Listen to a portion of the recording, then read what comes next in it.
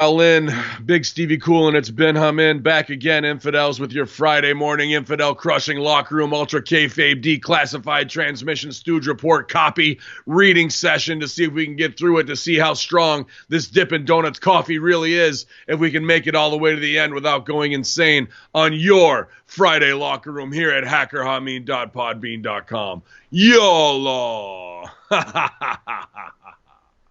It's a lot of words right there, Stevie, but all true. Super fast. Yeah. We're about to tell some new truths. If you thought the conspiracy horseman was leveling some truth on you, I think this episode is going to be a healthy dose of it as well. For sure.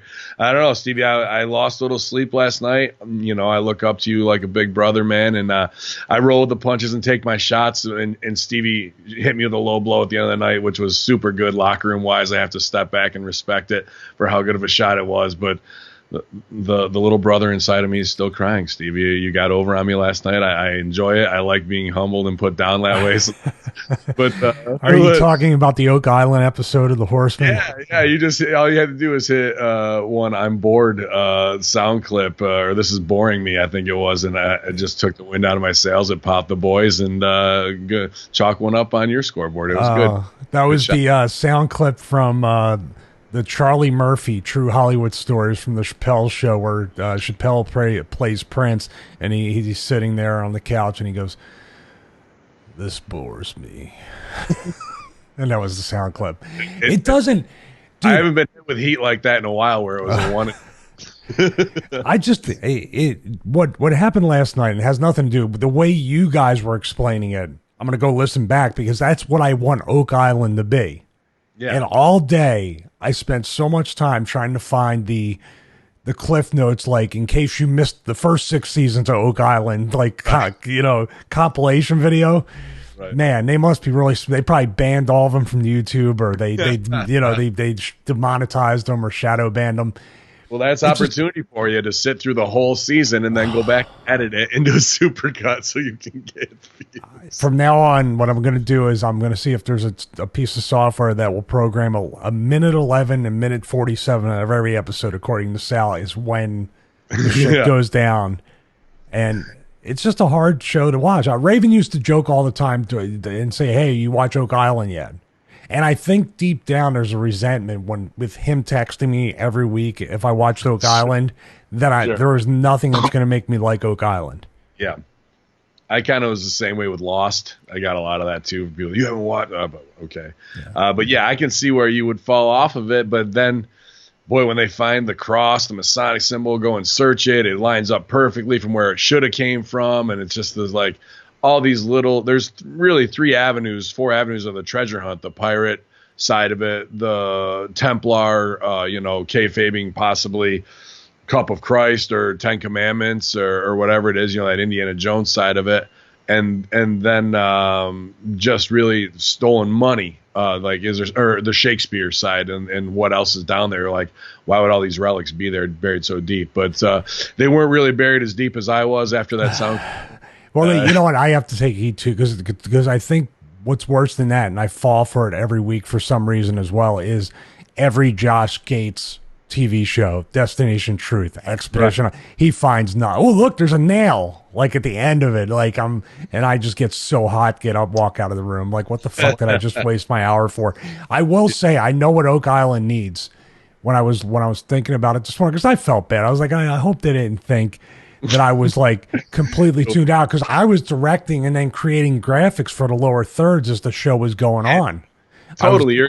People were like, he's not saying nothing. I'm like, fuck that. He's switching on the fly. He's making it look a certain way. So if you're listening and you're not tuned in at twitch.tv/conspiracy horseman, you think you're not hearing Stevie. He's doing stuff on the fly all the time. So I try and wait till I pitch to him. You know what I mean? Yeah. So like what I think they need that UFO hunters type of thing where the guys do the confessional with the white background and they're kind of doing this is what we thought. And because it's sort of, the cast of characters, as authentic as they are, there's no real like connection to them. They're pretty dry, all those guys. There's nobody with like, I gotta tune in to see this dude because he gets so pumped. Really, the Australian or UK dude, I can't remember, with the gimmick, just because he's got the accent when he finds something, he goes off. Like if it wasn't for him, the shows would be even more dull and boring for them trying not to. It'd just be some dudes digging on a fucking eye, be like, could you come down here? I think we found something. Yeah, now, if you asked me, you had a choice. There's a gun to your head. You have to watch Oak Island or wrestling.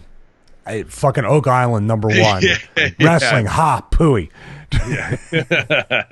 For sure. Want to say a big shout out to everybody here at twitch.tv/Conspiracy Horseman on the early morning show, your Thursday version for the locker room as we get it done here. Buckshot Kid, this is Tommy, Greg Mosier, our guy Garbex Edge down there in Louisville, this Joey LaMaya in the chat room, and Joel Brown, JB. Appreciate you guys joining us this morning, blowing off work. If the boss comes, have the tab ready to be kayfabed. Ask me about the new bunker. Yeah, it's the same bunker. It's $2 from Walmart. The bin, just a nice piece of cloth here. You can still see I got all the stuff behind me from Bang Biscuit there. Our boy making great signage for everybody at Russo brand, Stevie Richards Fitness brand, Hamin brand, all your favorite bands, whatever you're into, guys. You can do it all at Bang _biscuit, BISKIT, which is people don't know, in a router, a biscuit is actually the piece that goes on the router to be able to carve that out there. So it's nothing to do with grandma's biscuits, unless she was a woodworker, I guess. But he did all that stuff for us pro bono to get his name out there, so that's the least we can do. I also wanted to mention I got a whole year, 2 years, 3 years worth of product from CanYouHandleBar.com for the bad guy's beard, putting in that dry oil, their shampoos, and their wet oil. I enjoy all that. And Wisdom is my favorite, thing to try and accrue, but also Wisdom, the best scent from CanYouHandleBar.com. So appreciate all those great sponsors and great fans sending us their stuff, their artwork, and if you got something you want to plug, promote, best way to do is give it to us for free. Yeah. Well, are we doing this Rogan style with like the 7 minutes of ads before he goes into it? No. I want to join right in because I think, because people, we talk about ProWrestlingTees.com and our / and all that stuff, or we ask them to go to the StevieRichardsFitness.com and do that. I know I put my affiliates link in there, but I did that for a reason, because I have the Amazon affiliates link. So we kid about the bits and the Moon Camera Fund and all this stuff and everything. But if you buy something, at least on Amazon, it doesn't cost you anything, and I get a little bit that way. I can go and get the equipment. Or if they do buy ProWrestlingTees.com stuff, or if they do something to where they're getting something out of it, we would much prefer you get something to represent us, or you do your regular shopping and it doesn't cost you anything, and we still get that. So the bits are great. We love that. That's awesome. But there's so many other ways where you get a return or something for yourself to support us. Absolutely. And I actually got to get I think I have them somewhere, but have everybody in the message send me their home address again, because I'm just about finishing up. I made each one of the horsemen here some cool stuff on the new 3D printer, so I gotta get that stuff shipped out, and along with a couple of 8x10s that I owe some people out there as well. So we'll be doing some mail. Justin one too. I'll wait till he buys I got the G12 coming, so I'll wait till he buys the G6 from the big rack. Right. Super Legend 666. Heyo. Good to see you this morning. That should do it for plugs right now. We'll see if we get through this copy and have to dip back into that old tub whiskey from last night at 8:45 in the morning. That wouldn't be pretty. Not a good look, and it's not on brand. But here is somebody who's trying to get his brand relaunched. Stevie. Lio Rush releases his first rap single, Scenic Lullaby. After a shaky couple of months for wrestling superstar Lio Rush, the professional wrestler, has released a new rap single earlier today. The new track, titled Scenic Lullaby, is a new venture for Rush, and in description for the song on YouTube, he promises more videos coming along with it. Earlier this year, Rush was involved in a ton of rumors surrounding his apparent displeasure with things in WWE. Rush hasn't been seen on TV for some time, and although he's still under contract with the company, what's next for him is unknown. While fans wait for more news, Rush's content with the release some music for the fans to listen to, so check out the song below. I'm checking it. It's on YouTube, Scenic Lullaby. Maybe I'll close the show with it if it bangs or not. But I thought he did like a little hip hop thing when he first got there. He had made a video too, and it was fairly high quality, even though he's stunting like he's rolling around in a Rolls Royce like every fake rapper is, and chained out. Meanwhile, he's got an NXT 750 a week contract with a wife and kid or whatever. The reality of how phony rap is. But to me, if you're like, oh, this kid's done, this kid's smart, go stay small after you got your ass slapped a couple times for being too big in the locker room when you're young and saying what you shouldn't when you're young. I've done that too. We all have. And now let me take my other talent, and nobody's doing the real cool thing. Like nobody in WWE's tapped into the Migos and whatever, Little Yachty or any of these little Uzi, 2 Chains. Like you could go up to McMahon and say, hey, he would have no idea. Even Jarrett and those guys probably wouldn't know 2 Chains or whatever. So this kid could boost all that, make it his own in WWE again, relaunch himself to make him an undeniable property via YouTube, World Star, social media content. And now that he's doing the rap thing, you can talk shit. That's what rappers do. He could say things that would get him heat in the locker room, and that could be his gimmick that way. If I was writing it, I would play into he's already got a big mouth and shoots it off. What's going to get him in trouble like Tekashi 6ix9ine did, and now he's doing time. It's a huge minefield. Let's just try to say like Lio Rush isn't a bad kid. I've been around him a few times. He's not a bad kid, but it's the environment, and also whether you're a good person, bad person. Well, a bad person can navigate those waters a lot easier than a good person. But these are the kind of people that are looking for everything they can, and then it becomes just a huge avalanche effect of what goes on. So you might think, oh, he just keeps doing stupid shit and do that, but that's their thing. He keeps doing. Now, if the kid is a little bit cocky or a little bit whatever, and it comes across on TV, and he had a lot of heat, like on TV, as much as he had backstage, you gotta weigh that.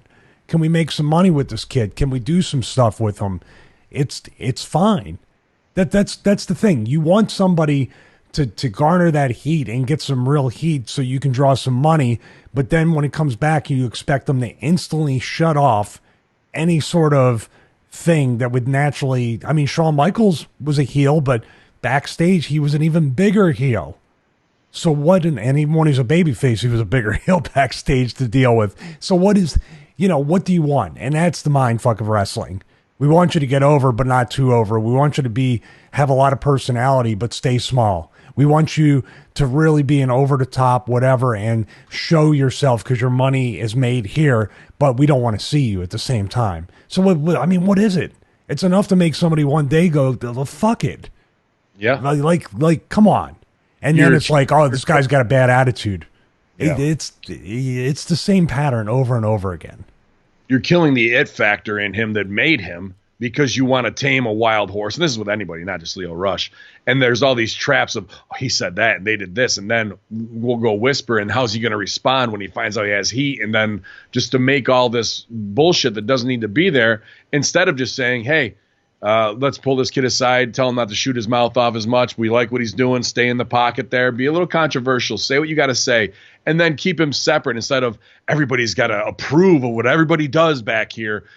Because then when you have that mentality, you just have people doing it to go along to get along, and their performance is a whitewashed version that's easy to see through, not organic, and is second rate, because what's going on behind the scenes is more important than what's being told on TV to make a true performance believable. For anybody that doesn't know, if you want an idea what the wrestling locker rooms are like, and especially the bigger companies are worse than the smaller ones, because the smaller ones is like, we got to make some money, we got to do something. They're a little bit more open to having different personalities in the locker room. WWE is like high school cafeteria at lunchtime times like 100.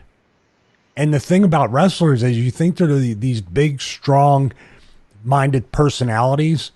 They're some of the most easily manipulated and follow the leader and given the peer pressure. Like literally if the locker room leaders or whoever, basically can control the locker room tells guys, don't like him for 6 months. Give him the cold shoulder. Don't be friends with that guy. More times than not, people are going to listen, because if you don't, you're right next to the guy. Right. And I was in those situations too, where I'd be like, well, he hasn't done anything to me. You have heat now too, for having a mind of your own. Here's treating something people individually. I was thinking of you because I was like, is this the right move or not to make in the locker room, in an indie locker room? So I'm I'm not going to mention names of people who weren't there, but they're dudes that have helped me out a lot in my Canada run, and they weren't on the show, and there's controversy. I'm not going to get into anything that way because I'm not involved with it, and I'm not trying to put anything out there and get in the middle of brokering anything. Promoter hits me up with all the stresses. I try and give good sound advice to fix the creative, keep the show moving forward. Heat will cool off. Somebody else will do something stupid. In 3 months, this will be all rear view mirror, right? So they're not on the show. I do the thing. I drop the titles, do business, whatever we need to do, right? Promoter's happy. Did my thing. Got to work with Tomer. It's cool. And then I go up to guys who are over. I won't mention their names. One of the top indie guys in Canada that I think is. I had a great match with him, which I actually want to get footage of. And then another guy who's on Impact. And I was just like, hey, man, is there a locker room ruling or is anything I don't know about? Because I'm tied to these guys without knowing. It's the same as if you were tied to Meanie and Nova and they're getting heat from something else and it's going to come back on you and you have no clue what the outside locker room is thinking about. You know what I mean? I was just like, let me know if I need to toe the line, if there's anything. And they're like, dude, I'm staying out of it. I don't know anything. I was like, all right. And so they gave me the quick, we talked about it, we're not talking about it kind of thing and shut the fuck up about it. And I was like, hey, I get it, man. I just wanted to let you guys know that I'm not trying to pull any agenda and I'm here to do good work for everybody, dude. So whatever you guys want as the locker room leaders around here, I'm here to fucking abide by. And I was like, and they're like, no, we don't know shit. I'm like, I don't know shit either. Mm-hmm. So sometimes I don't know if it's good to step outside your little circle in the locker room, and they're really getting the fucking 411 on this now, but to put it out there instead of having he didn't say shit. So what's he thinking? Is he going to go stooge back to them? Is he going to do this, that, and the other? I'm just trying to do good biz, happy to be up there and be like, I'm not trying to fuck up this locker room. And you guys been around here a lot longer than I have, and what you say goes, you know what I mean? So I don't know if that's a good political move to step out like that. While I was doing it, I was like, whew. Not that it really matters in Canada, but if it was WWE, I definitely wouldn't have made that move. It's very hard to say because there's so much energy that's wasted in wrestling anyway. Like what you did there and what you went up and everything, your mental and emotional energy could have just been put a completely different place. If they had half a brain, which they should if they're in wrestling, it's just hard to say. I can't guess, dude. 28 plus years in the business, when I think I know anything, not just in wrestling, but in life, I realize just how much I don't know after all this time. Well, what I did was mainly not to be like, do I need approval of those guys or anything like that? We all work together. We all kick ass in the ring. We're all in the main events and whatever. But just to be like, let's lay it out here in case there's nothing where we got to, business 6 months down the road. I'm not worrying about this type of shit coming back on us. Well, if it's the wrong people, which those two don't sound like they're the wrong people. If you went up to a Paul or a Bruce or a Jarrett or somebody like that, and you were smarting them up to the fact that you're realizing you're smart, it's towing the line. You almost have to play super dumb so you don't get in their crosshairs. That would have been a big mistake because now you may be lumped in with the other 2 or 3, exactly. Or you might be in an even worse spot because now you're a threat. Those guys will continue to get booked and fucked with. You'll be out the door. Yep. Is that a good guess of what? You're spot on, dude. You're spot on where I was at. And not like I'm worried about it because it's the indies and no one gives a fuck. Like there's no big power play. No one's coming to take my spot. Not in your mind, but in their, it's all according to the perspective of the person that's looking at what it's not real power to us because we have a bigger picture perspective. To them, it might be everything in their life right there and then. Right. I agree. In some scenarios, very well could be where I was. I don't think that was everyone pretty much. And it's Canada, so they're way more nice than people just causing problems to fucking cause problems like they do in the States. So I just wanted to clear the air on that. But that was something I was interested in getting your opinion on, like, if it was WWE, no way would you put yourself out there. Like, all that shit gets done in a broom closet somewhere. Well, what you got to do too is realize, how would you react to a regular person on the street that treated you a certain way, and then you think about wrestling. Think about all the shit you take in wrestling and how you dress yourself down, and you don't realize what the name on your card is compared to that, and what you've done and what you can be confident about. If a total stranger treated you that way in any environment, how would you act? How much would you take? And that's sort of like, I think, where I'm leaning more towards in life now, is how much would I really take in real life compared to, even now it's an indie locker room, it's got to be even less. Yeah. And it's not me going up to somebody and cutting a promo on them. It's not me going up to a promoter and doing, it's like, cool, done, not doing it anymore. Tell Burns not going back there. Right. Like, no selling it from now on. Like, sorry, not even for whatever. Well, it might work out good if we end up going to Canada for a week and there's spots open in the locker room on that show. Come in and fill it out and take care of business there. Maybe a good time. Showbiz@AOL.com. Looking throughout Canada the last week of September.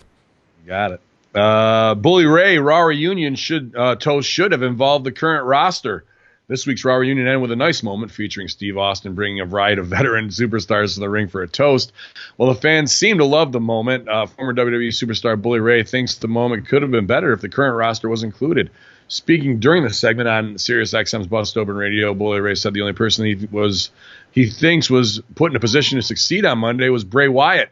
I think they put Bray Wyatt in a position to succeed on Monday. I don't know how many others were put in a position to succeed with the use of those veterans. And let's take everything that I've said and throw it out the window. Bully Ray also wondered why the finale of the reunion couldn't have included more of the current roster to celebrate history of Raw. Tell me why we couldn't get Raw going off the air with Steve Austin and all of the roster together with Steve and the veterans on the floor drinking with them. Why couldn't we get Austin saying, "It's great to have my Attitude Era family out here. The WWE slogan is then, now, and forever. We represent then. I want to drink with now so we can all live forever." Wow. Wonderful line there from Bully Ray. That's fucking great, actually. I'm going to say that again. We represent then. I want to drink with the now so we can live forever. Bravo, dude. Why couldn't, Bully Ray gets a lot of heat put on him from podcasters and shit, but that's a fucking tight line. Why couldn't Steve invite the entire locker room out? Because that would have been an immense passing of the torch, or at least a massive rub. Steve drinking with Seth, Steve drinking with Roman, Steve drinking with all the current roster while the veterans hung out on the floor. Excuse me.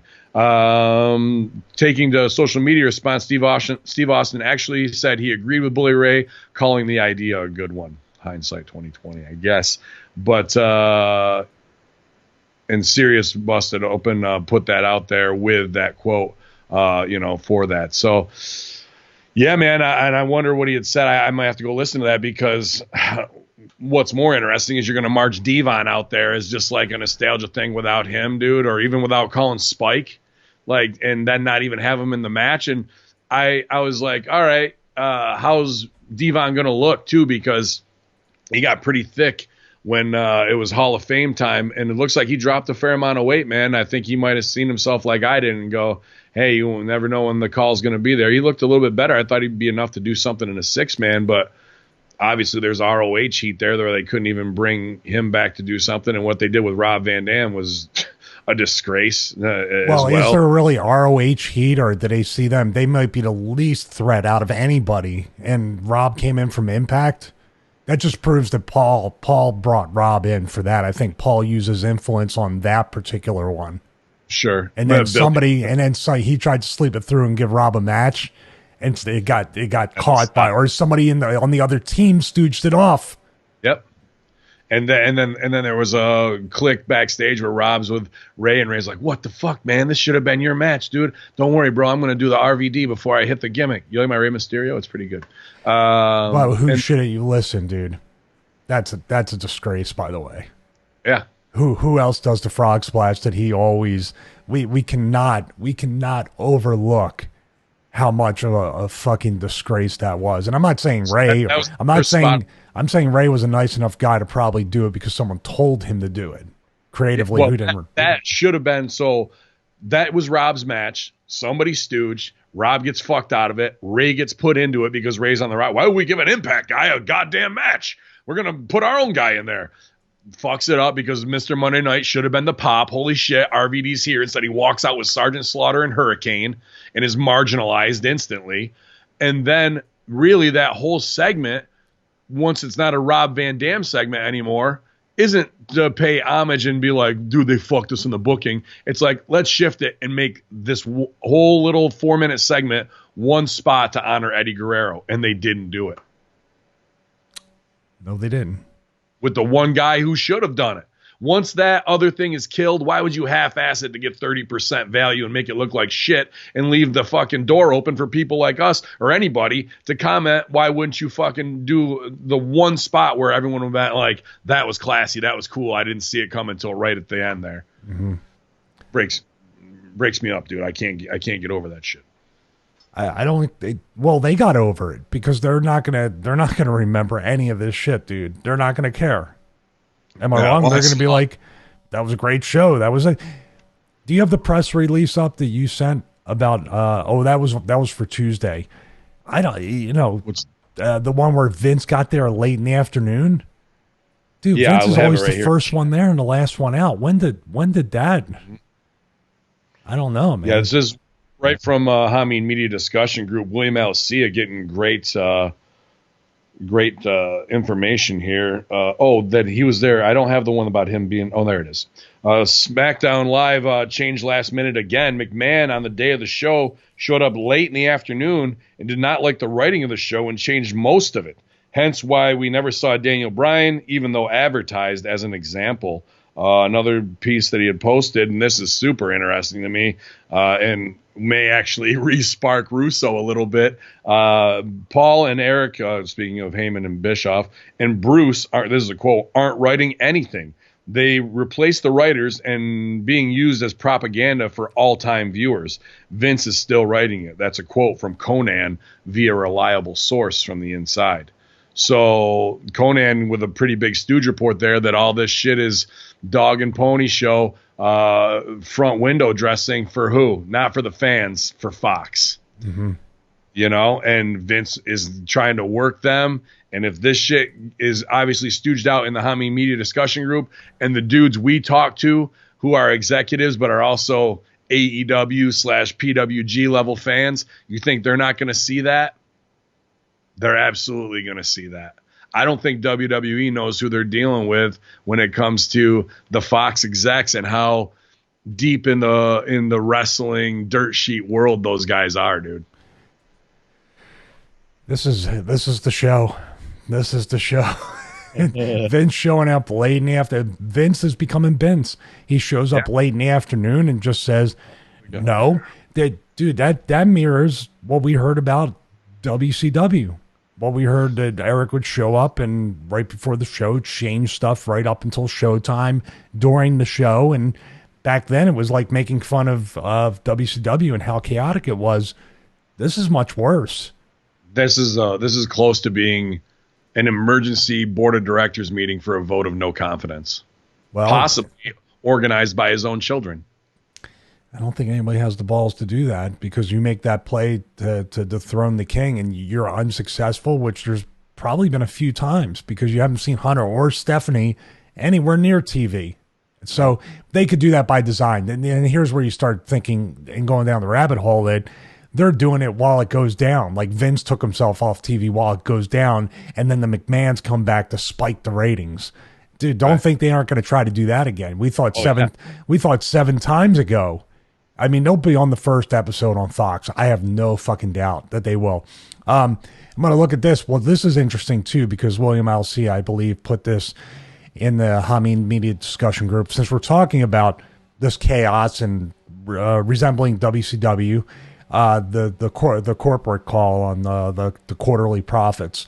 Second quarter 2019 highlights. Revenues were $268.9 million as compared to $281.6 million in the prior year quarter. So down quite a bit, even though to me it's like you're, hey, que pasa, mi amigo? The landscapers. But what's that? So you just yell Kayate and then shut up. So. Oh. It sounds Japanese. Maybe Yeah, it sounds Italian. Sushi. How's that? Operating income was 17.1 million. Adjusted EBITDA, or whatever the hell fuck that is, was 34.6 million, which exceeded the company's guidance. So they spent more than they wanted to on that. Announced content distribution deals with BT Sport in UK. That's because they're off Sky Sports now, right? So this is supposedly a better deal, but not really. Yeah, right. Fox Sports in Latin America, PP Sports, PP Sports in China. It kind of fucking copyrights itself, doesn't it? Providing strong platforms for reaching WWE audiences. Dude, I have no doubt. I just have this strange feeling the China push is like the Saudi push, where will China or Saudi buy WWE? Are they setting themselves up? I know Disney is kind of like the number one thing, but I don't know. Here's an interesting thing, too. I have a little Stooge report on that, and I'm sure you can. I want to finish real quick here. WWE Network average paid subscribers were 1.69 million paid subscribers, consistent with company's guidance. That's an interesting figure, too, because the paid subscribers are approaching the ratings, which is kind of what I think they're going to eventually, after this TV deal, end up going full network, because even if you get half of the rating, that means you have 2.5 to 2.7 million subscribers to a network that could cover some of the licensing fees that they're talking about. Now you have digital video views increased 17% to 9 billion hours consumed, increased 22% to 324 million hours across digital platforms. Social media followers increased 10% to over 1.02 billion. This is the part that we talked about before, the painful, torturous hours of WWE pay-per-views and TV, especially the pay-per-views. These are the metrics they're looking at as far as profit and success, that the digital content that's being consumed, and also the digital platforms are all getting like huge numbers, which I have no doubt also leads to another piece of ad revenue. Yeah, they should be clocking it that way. They're giving themselves a false metric when it comes to it. The Stooge report I had was not that they just want to get on PPTV. Is that they're actually PPTV it's coming soon. Is that there's going to be performance center. Kayate. He's doing it on purpose now. Turn up, yeah. His name's probably Michael. And that they're going to open Performance Center China. It's all good. Performance Center India.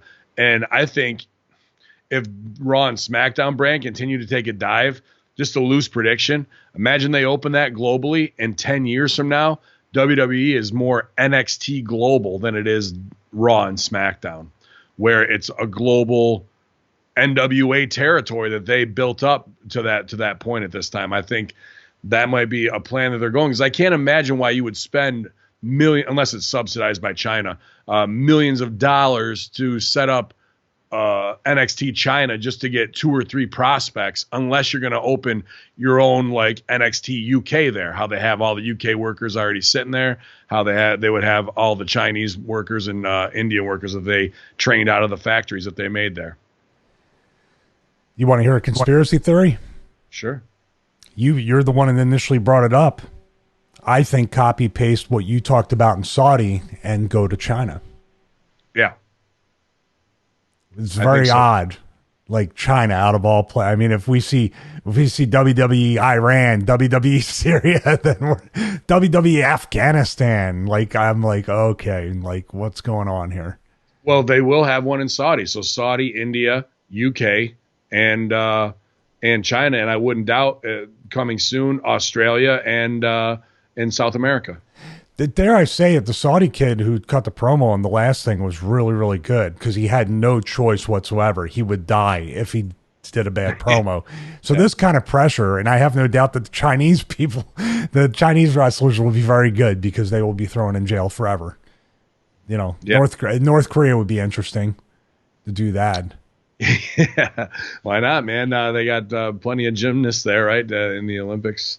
get it over. So like, I don't know, that seems to be where they're going to go next. And maybe it is just to get some hooks in, get the underground, get people talking. I mean, China's not, even though they're painted as a big red scare, we obviously buy all of their products, and even though it's not Americanized fully, that country is already their own style of Americanized. We had tech, addiction, fashion forward wise, they just have their own whole platforms that we aren't on. So I'm sure that Vince wants to get in there and do his thing to, supply a need, because if they want the rest of that Americanization and technocracy, then they're going to want the mindless entertainment that goes with it to drive them down to be an idiocracy as well. Well, China will also, those social media scores are going to be non-existent because China doesn't allow social media. China puts people in jail for social media. Well, they do. No. China has huge social media. It's just all parallel. They don't have Facebook. They have a whole nother platform. But it's government controlled. Right. So on the surface, ours is government controlled too. Right. So at the end of the day, your social media score may go up if you tune into WWE TV, because they have a deal with the Chinese government to do that. So that's the new hot shit. So Vince can actually say, in China, our social media score is a 99 because, otherwise you're going to a work camp. God damn it. Well, yeah. If you don't play, that's excellent. The government will bring them for a show.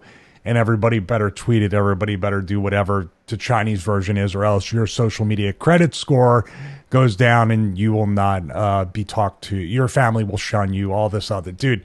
You can't travel to the next NXT house show. Oh, man, Jesus. Yeah, dude. Sounds ridiculous, but highly possible and probable. I just finished the new movie on Netflix about Cambridge Analytica. What was it called? The Hack or whatever the fuck it's called. I'll have to look it up real quick. I just watched it. And of course, it's not coming up. The Great Hack. I thought it was about me, but in a couple of my matches. But it turns out it's all about the Cambridge Analytica is tied to Trump, and they don't even really get into what we were scratching the surface of with Mueller. But it's pretty good if you guys haven't caught it yet. But there's some arguments to be made for it. I think we'll talk about it on the Horseman. But same shit we're tied to here when it comes to being able to control group population through analytics and defining 3 different levels of user, and the ones in the middle are the ones that can be swayed left or right, and through targeted advertising, your own world based on these 5,000 data points that have been collected through social media on you.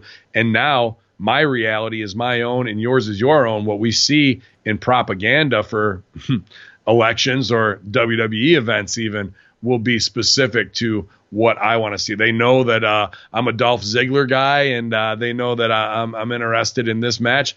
Guess what poster I'm going to see? Who's going to be featured on it? You're into, so Brock and Dolph Ziggler. You might be into the Iconics. Guess who's going to be on yours? Like, all that stuff can be super manipulated, tuned to you to get your mind to go a certain way. And that movie, The Great Hack, is all about that. It's pretty crazy. Which means if it's a mainstream and Netflix has it, how much further along? That's the declassified version of the algorithm of the technology.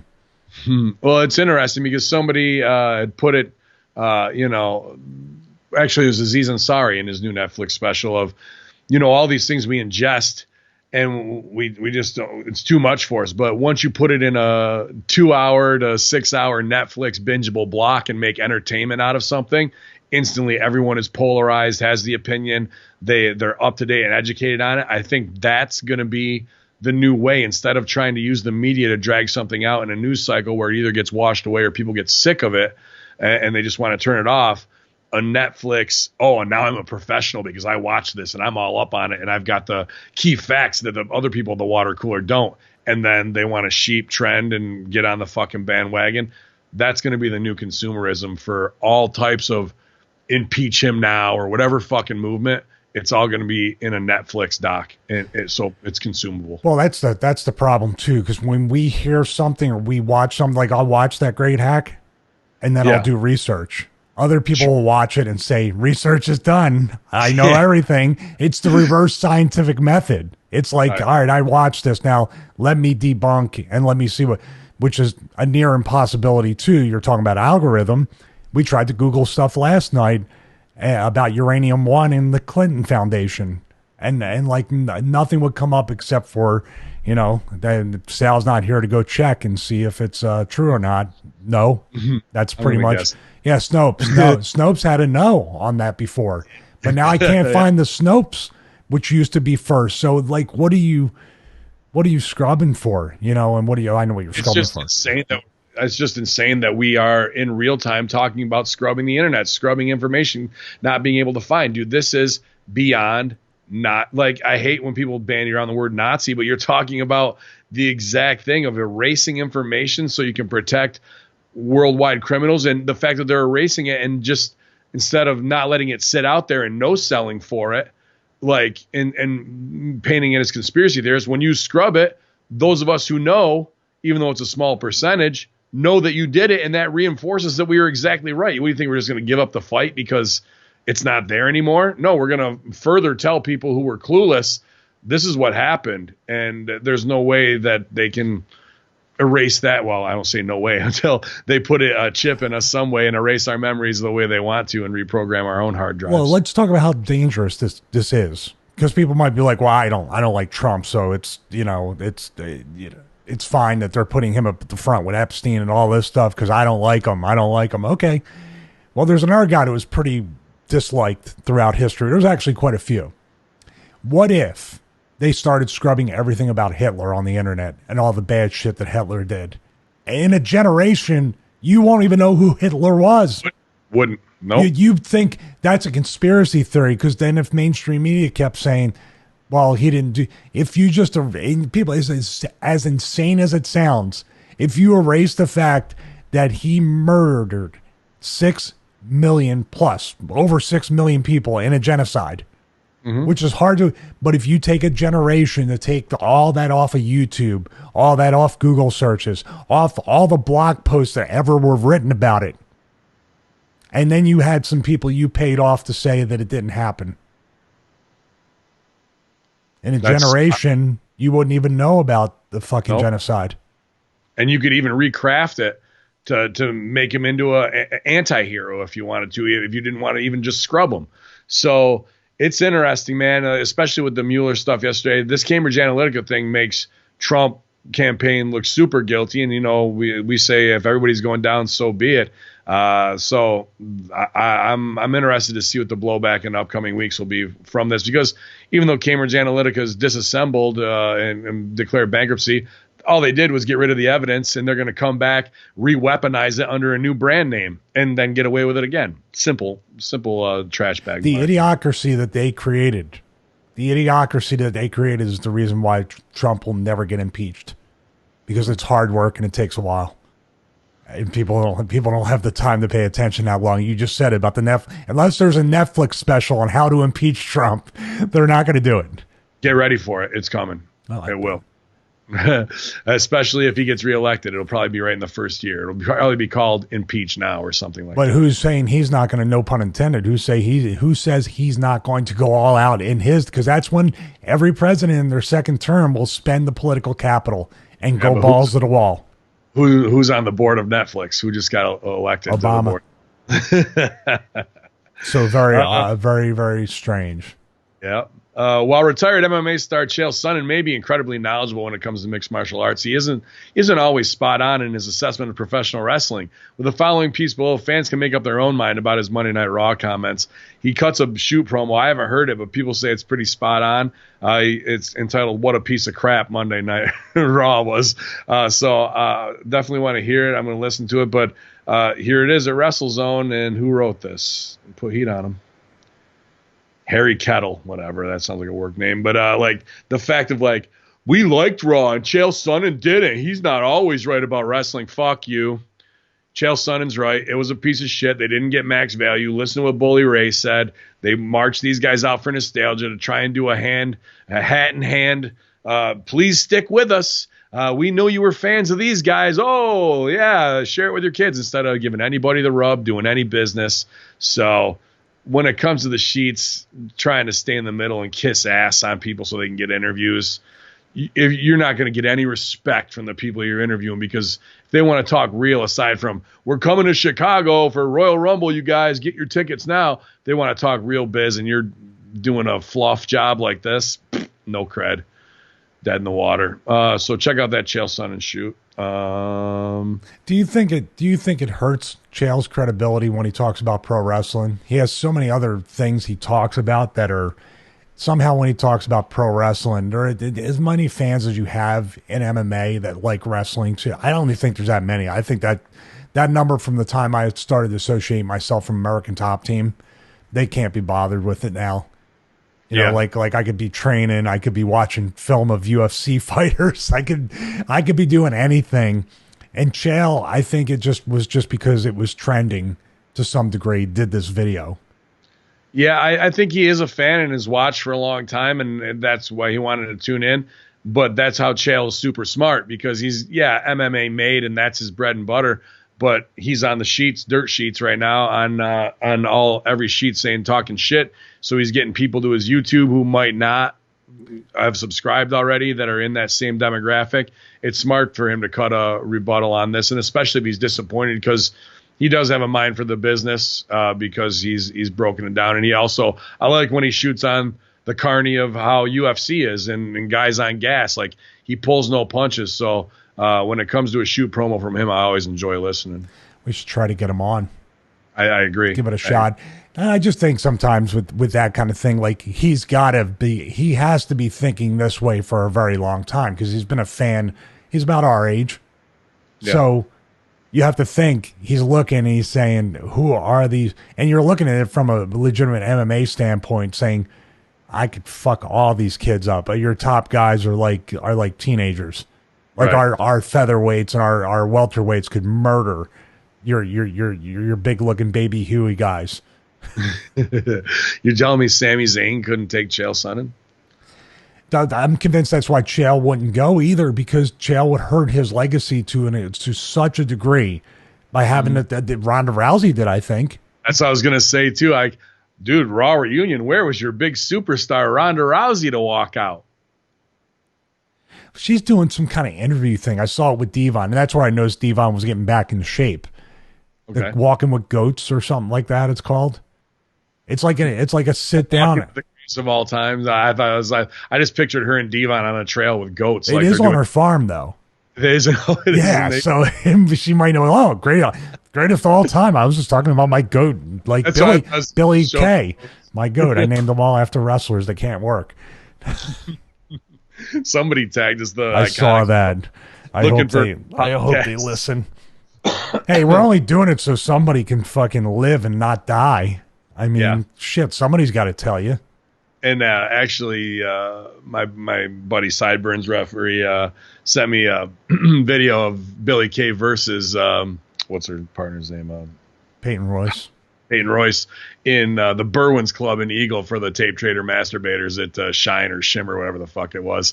And I've wrestled in that room a couple times. It's just funny to be like, everybody thinks they're a goddamn star, and once they're up there, and really, here's the tape of, because you got signed and got your gimmicks done or whatever, good for you, you know, like, and you're definitely a lot younger than me, but we'll still be on the same ladder, see you on the way down. Well, let me ask you a question. Is Billy Kay still taking is that the same way she always bumped and sold? Actually, no, the match at the fucking Eagles Club was better than most of the shit I saw. Just it was a small clip, so I was like, okay, but so it means the system ruined them. They could have been good. What they were doing was Ring of Honor Spot Fest, like, oh fuck, not sell anything when it was hot at that time, and that's what Chicago Shine and Shimmer was like. No, there's no psychology. And so they stuck to their guns. John Moxley set to face former WWE star at Northeastern Wrestling. Mox is set to face Big Cass at N.E.W. on August 17th. and he'll have Nzo in his corner at the match as well. So we'll see if Moxley brings in Joey Janela. That'd be smart to me. I would do something that way and get some eyes on it. Unless Janela has a contract. Maybe. I think he does, but no, I think he can still do his shit on the side. Beth Phoenix. Janela's making $350,000 and they can work indies. Wait, where are these paydays at, by the way? I don't think Janela's making $300K. But what happened to equal pay? I heard $100K that was my last inside source, was guys are signing for $100,000. That's still, man, a lot. That's a lot. Please save your money, for God's sakes. From making your 450 to 1,000 on the indies, doubling that. You know what I mean? If you were working 52 weeks a year, yeah. Did you hear that the TNT show is going to be 2 hours every week? Is that copy? I'm sorry. Yeah, it's all good. I'll jump to it right now. Let's see here. If I can find it. So she said. I guess maybe I don't know. I should have it. The video they put up, I mean, it was in the Hamin Media discussion group. It was pretty. I don't know if it got a positive response because it didn't look like anything. That the video was well done. Whoever edited it, I think Sahadi's got something to do with that. That reminded me a lot of Sahadi stuff, or Kevin Sullivan, one of the two from WWE. But I really wonder if if they showed you anything like that would make a casual fan want to see it. Right. Unless you're so hungry for a different show. See, you got to be looking for it, right? Yeah. Did you see the one somebody tagged us on? The one Mark girl got a Kenny Omega tattoo, and it's like B quality work, but like a big full arm, like Omega, like with a wreath around him and shit like that, with some Japanese shit underneath. This white girl with silver hair, just like full on as Mark as you can go, dude. I didn't see that. I'll send it to you off Twitter. TNT premieres All Elites Wrestling live weekly matches on Wednesday, in case you want to get one of your own, beginning October 2nd, July 24th, 2019. Warner Media announces today the new professional wrestling league, All Elite Wrestling, will begin airing its 2-hour. Man, that's a mistake. Weekly matches on TNT on Wednesday, October 2nd from 8 p.m. to 10 p.m. Eastern Time. The highly anticipated action-packed matches will take place in different cities across the nation each week on Wednesdays, starting in Washington, D.C. at the famed Capital One Arena. Ticket pricing and on-sale dates for the TV event will be announced on Monday, July 29th at noon on all of AEW's social media platforms. AEW features all these guys, and I'm not going to go through the list. So, yeah, Wednesdays, October 2nd. Is that 2 days before Raw goes to, SmackDown goes to Friday? I believe that is early. Yeah, I think that's on the same week.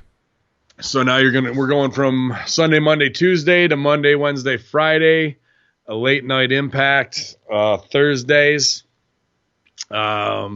Conspiracy Horsemen going up against first hour of AEW. Who do you think's going over?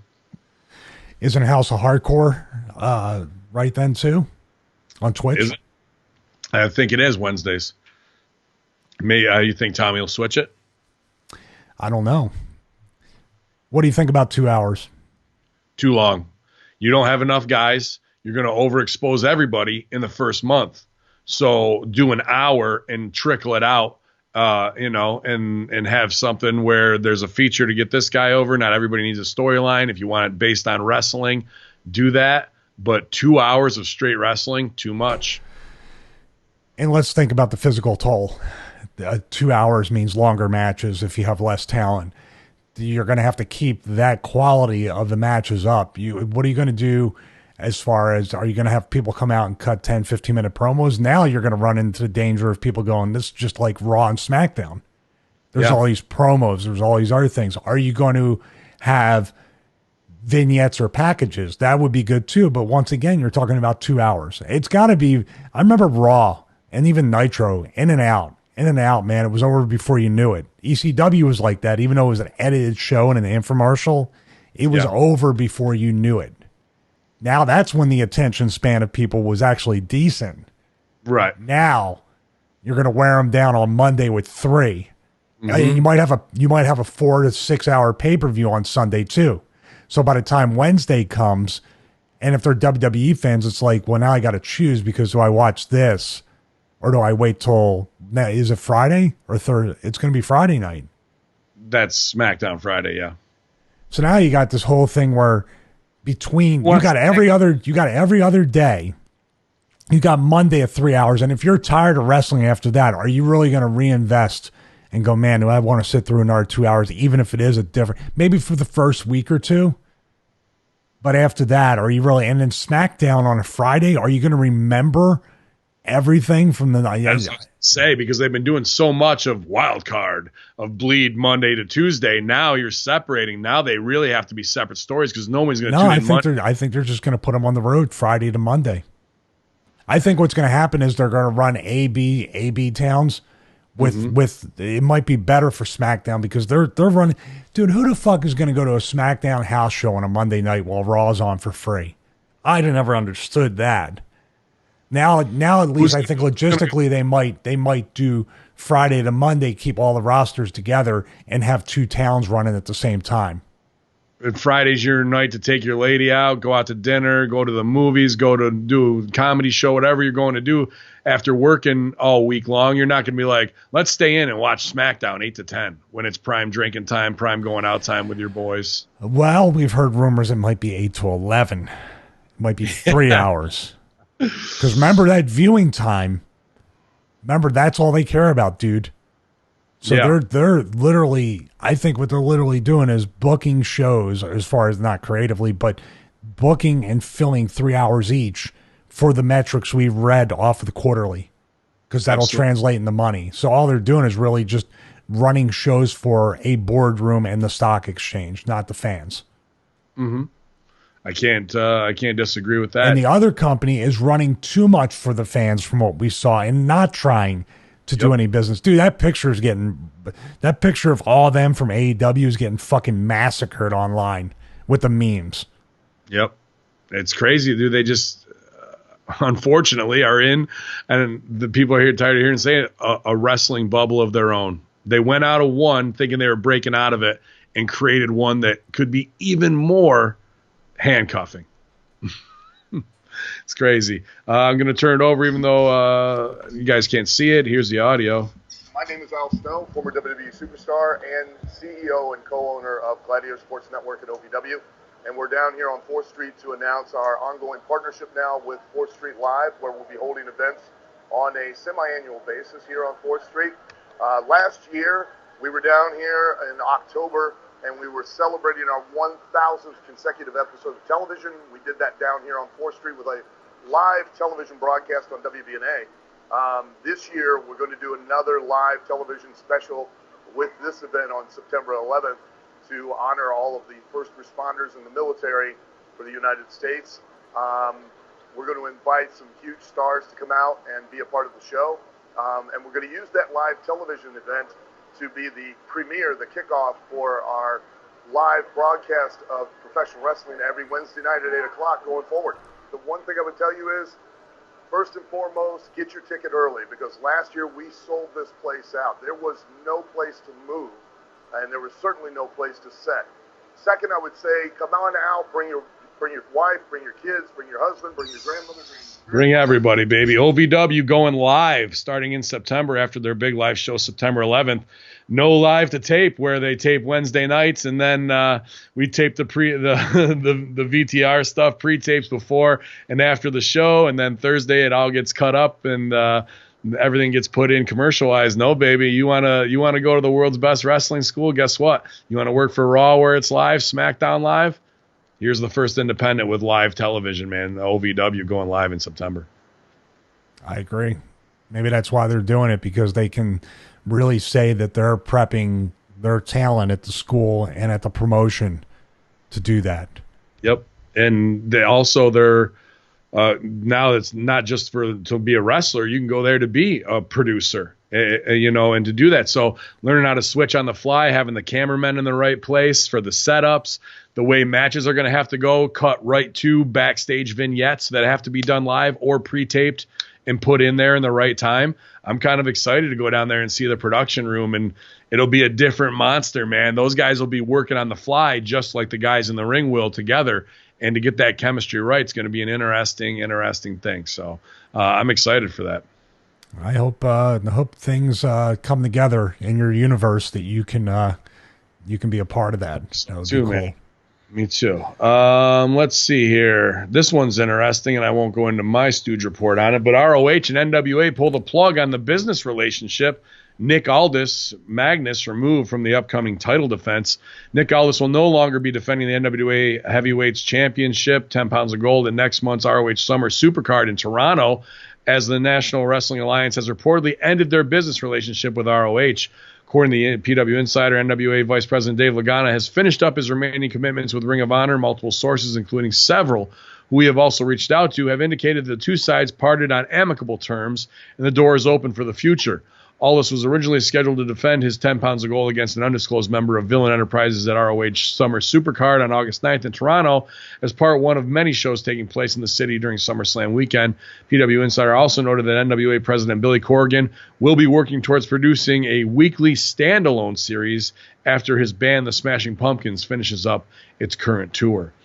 Interesting news there, man.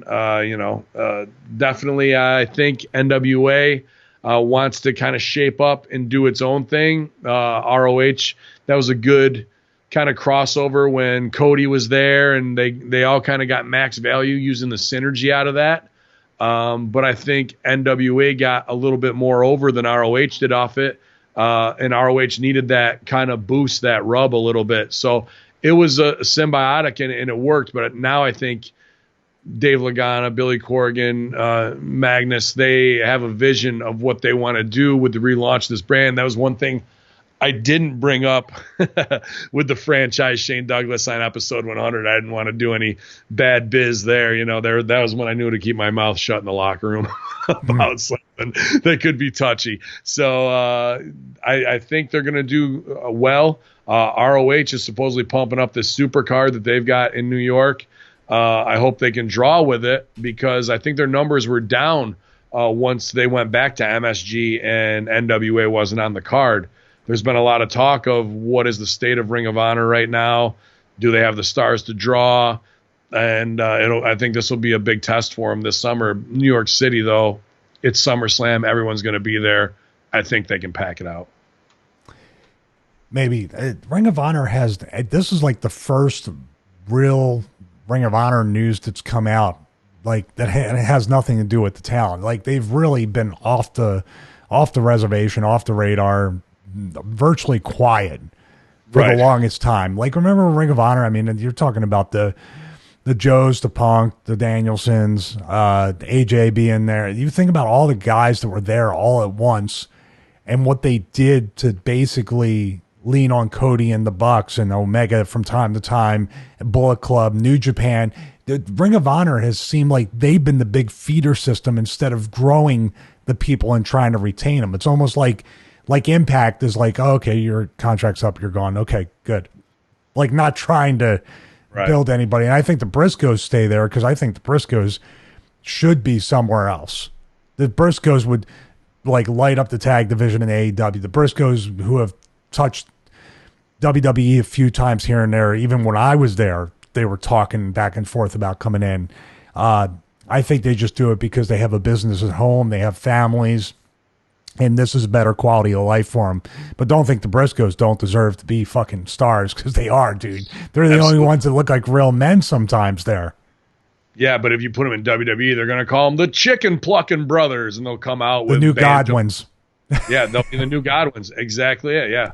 The chicken experience. And dude, those guys are so awesome because they do have that, grip strength of a farm boy, and they are fucking beat down and sun worn, and they say motherfucker, and they chew spit, and they, you know who you're dealing with. It's all right there. When I came into 2CW, they were at their peak. Josh had made them tag champs right so I got to work a lot of shows with them, and I was like, damn, these dudes are legit incredible. If you fucked with these guys in my hometown where they're farm boys in my high school, it's the same exact shit. I knew exactly who I was dealing with there, with a get her done sticker on the back of your truck and all that shit. So for them to go to WWE and get watered down would be tragic. I like what ROH is doing and letting them do 2 or 3 minute promos, whether they're, tell them to do it or not, and they're getting heat, where they're doing X-rated language, TV mature language, whatever, and calling dudes out like you would in a real fight if you were going to mess somebody up on the streets and you're a bitch, you're a pussy, MF this or whatever, where everybody else has to do a TV PG version because that's what WWE's doing. I think that's where Ring of Honor needs to go. Total foul language, total, what's hot in the world of saying something racist even. Like, dude, let's get really like hardcore the ghettos of Facebook and the internet conversation with everybody's shit. Do you think that they wouldn't have a chance at AEW because some of the promos they've said and have been so anti-SJW type stuff, so politically incorrect? Yeah, I go so politically incorrect. No, they have said that. Do you think that's why Cody and the Bucks, and for the reason they would stir up talk by being heels there? Dude, the Briscoes, if they went to AEW and they made fun of Sonny Kiss and they talked about fucking Jungle Boy and the Marcos thing and all these, and just got heat on these people until the Bucks or somebody stepped up or whatever, and they could even get heat on them until cross you bring the line with Jungle Boy, talk shit about his dad, talk, all that kind of shit, dude. Like, I want to see some real stuff like that. Yeah, those are the guys who do it. They would do it. You just have to have somebody like you there with the fucking the bleep button, the bars and tone in the back. But even then, why doesn't TNT try to put a mature product out there? They own the friggin' network. To me, I would be like, this is rated R. This is a rated PG-13/R. And if we're doing 2 hours, the first hour is PG, the second hour is fucking all out. Yep. Yeah, that's what you're going to have to get people to be fired up. I just gave it to you, all out. That's the second hour is all out. Oh, yeah, I like it, man. I like all of that. And when it comes to ROH doing that and doing TV PG or 13 or MA, it's interesting because they do have a double standard of their own shit that way. Why do you think there's a reason why the Insurgency couldn't get a look? And we were told that they won't work with Arabs. They don't want to put Arabs on Sinclair. Did Joe Koff say that? That might be a personal thing. Dude, they don't fucking. Dude, Sinclair, when I was working for them, they didn't care about ROH. It was like their little fucking bastard stepchild type product. You do the local weather on their local TV station, and that would be it. They were nice enough to the talent, but they didn't invest anything. Ring of Honor was not something they put huge amounts of money into. You listen to Cornette talk about Sinclair, and they wanted to build it. He wanted them to build an arena in Baltimore because they had a space and build it out for TV. And yet they chose for months and months and months to take it into these little shitty towns, try to fill them up. And then finally said, oh, we should probably do something in Baltimore. You know what I mean? Like the madness of that. Yep.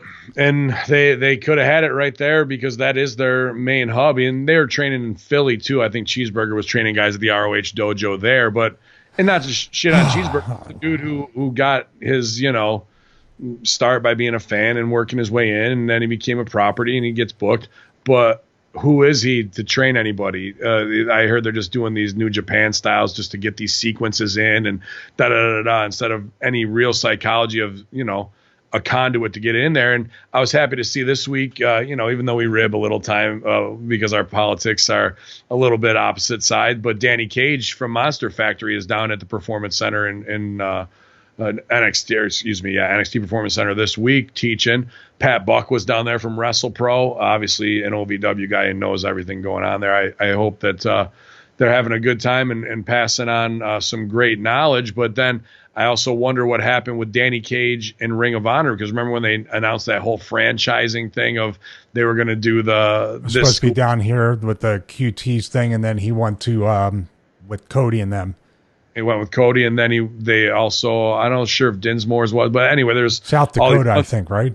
Yeah. Mm-hmm. And then all of a sudden, something bad blood goes down with Cage, and I don't know if it was Mercury or what have you, and that's just over with. And then Danny, he's like us. He don't give a fuck. Sometimes his mouth will get him in trouble or what have you. Apparently not, though. He's at the Performance Center. And ROH will put something out, and he'll just retweet it with like 100 crying, laughing faces. Like something's going on behind the scenes there. I haven't asked him about what the stooge is because I didn't want to be, too in his fucking mix post that. But we'll find out what the real deal was going on there and try and give you the inside scoop without stooging off the parties involved too hard. But there's something had to happen because they were all gung-ho about that. We're going to unite with OVW and da-da-da and da-da-da. And now that's kind of gone by the wayside in 3 months. Well, think about what's the repeating factor in all these broken relationships? Ring of Honor. Oh, yeah. NWA, OVW, Monster Factory, New Japan, AEW, yeah. AEW. It could be more. They just wanted to keep everything on there. But talents that just leave, go to NXT. Yeah. Think about it. They're the common denominator in all this stuff. And I'm not saying they're doing anything wrong. It just could be their business practices or just that's what it is. It runs its course, and then but everybody who's moved on is doing better. The NWA will probably do better. These other companies are doing better. These wrestlers are doing better. You have to look and see. There has to be some kind of audit. And, maybe it's I think it's financial. Because from a creative standpoint, I'm sure their hands are tied because of Sinclair Broadcasting. I'm sure Delirious is just a touch burned out because he was burned out when I was there years ago. So you think now, how much worse is it? He doesn't have Daniels, doesn't have Kazarian. I think BJ Whitmore is but who are the guys that Daniels and Kazarian were grooming to be agents and creative and production and helping the talent out? You got Bubba. How much can he do? Right. And after a while, he has to probably say, it's driving me nuts. I got to take care of my own business at the same time. So if they can't fucking get over and listen, I'm just going to show them how it's done. Right. True. How about the fact that, what if you lost these guys? Briscoes, Jay Lethal, Dalton Castle. That's just 4 dudes. Where's your show? And maybe Taven. Where's your show if you lost those guys? Like where is Ring of Honor at that? And that is an easy thing for WWE to go, let's snipe those 3 and those guys are going, we'll get them and Evolve and do a little thing to get rid of them. Dude, you could cripple ROH in a matter of a month, I think. But Sinclair might look at it and say, good, we have a better bottom line now. We're making more profit because our overhead's I'm serious. I know. I'm not laughing. It's like the Miami Marlins. They won a championship, then they did the fire sale, and they were like, we're making more money than ever. Well, who else? I think there's football teams that are extremely profitable but awful, but that's the point. They're making money on profit sharing, all these other things. And it could be Sinclair or whoever owns it, whoever's in charge of getting Ring of Honor, just wanted a plaything. Just wanted something to play with and throw on their stations and see what comes of it. It's too bad because there's guys like us who could take that plaything and make it a viable product that turns a profit and makes them. That's a repeating problem. Briscoe and Patterson and Rikishi not cleared for action at Raw Reunion, Stevie. According to that moron Meltzer and the Observer Radio, we had much different plans for some reason, or for some of the legends at last night's Raw. With WWE Hall of Famer Rikishi was reportedly supposed to perform his trademark stink face on the Revival, but the medical staff wouldn't clear him for that type of action. Also not cleared by medical were former 24/7 champions Gerald Briscoe and Pat Patterson, who were forced to do as little physical exertion as possible in their backstage segments. I was really looking forward to a 15-minute barn burner from Pat Patterson. On what planet would you think Patterson Briscoe should get in the ring and take bumps? Like, what in the world are you talking about? I had no idea. How are these things? Yeah, I mean, come on, man. And Rikishi can't pull his pants down like that. And stick his ass cheeks on a guy's head. Like, I'm sorry, sir. I just don't think the medical clearance for that is good right now. Oh my God. I'd just like to be the doctor who had to stamp or not stamp that one. Holy shit. And should you be questioning your own health and making a healthier choice if you're not getting cleared to put your ass in a man's face physically? They call me injury prone. Bray Wyatt to wrestle his first match in 12 months at SummerSlam.